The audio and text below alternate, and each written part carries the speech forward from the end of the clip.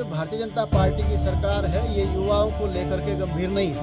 और इस तरीके का रोजगार मेला अगर लगेगा और हजारों युवक युवतियां इसमें रोजगार पा गए तो सरकार को डर था कि कहीं ये लोग एक पार्टी विशेष की तरफ, एक कांग्रेस पार्टी की तरफ उनके कहीं वोटर ना बन जाए, उनके समर्थक न बन जाए। तो मुझे लगता है सरकार को ये डर था।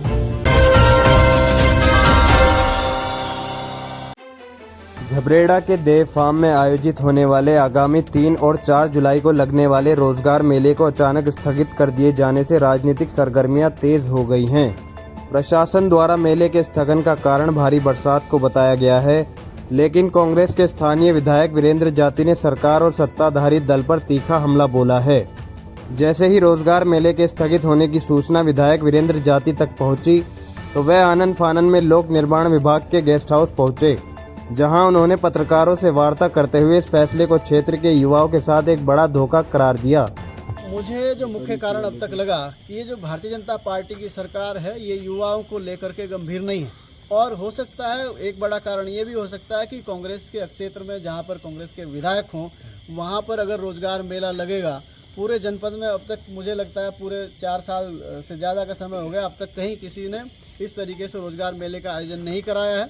और इस तरीके का रोजगार मेला अगर लगेगा और हजारों युवक युवतियां इसमें रोजगार पा गए तो सरकार को डर था कि कहीं ये लोग एक पार्टी विशेष की तरफ, एक कांग्रेस पार्टी की तरफ उनके कहीं वोटर ना बन जाए, उनके समर्थक न बन जाए। तो मुझे लगता है सरकार को ये डर था।